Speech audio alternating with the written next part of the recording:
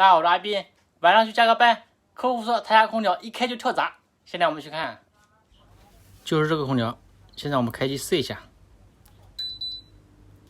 好，灯亮了。哎，停电了，好像跳闸了。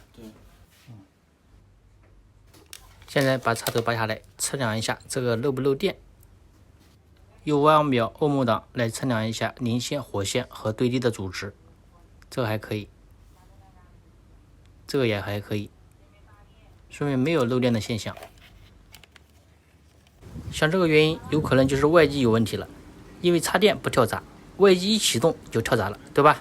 所以说我们直接把外机拆开看。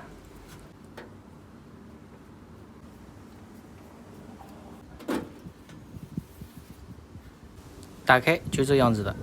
像这个跳闸的原因，我们首先就要检查这个启动电容，这个坏的还是比较多的。当电容没有容量了，这个启动的电流就会变大，所以说就会跳闸。把5毫秒调到电容档，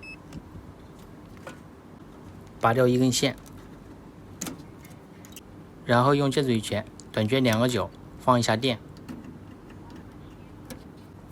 现在来测量。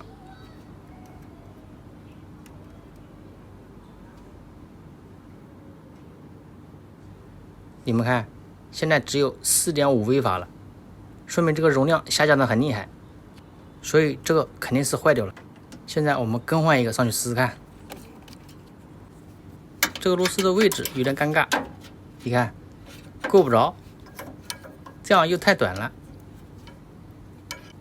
这样又太长了，有点难拆。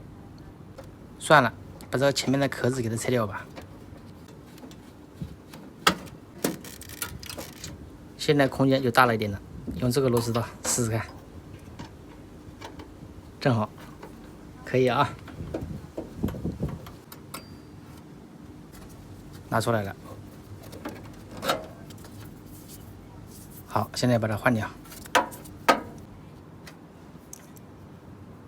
现在找个新的给它换上去。这个线怎么拆的，我们就怎么插上去。再把电容装好，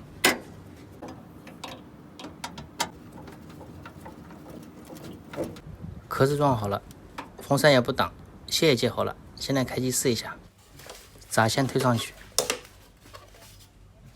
插电，开机。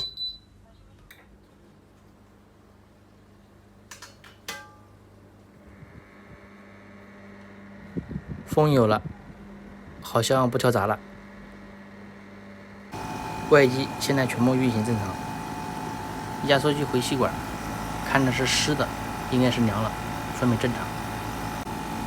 冷凝器也热了，高压管、低压管也湿了，说明已经制冷，说明这个空调就是电容坏了。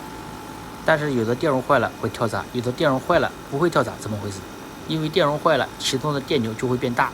如果家电的保护器太小，就会跳闸；如果是大的保护器，只会引起外机不启动。好了，等会儿把这个壳子装好，这个空调就修好了。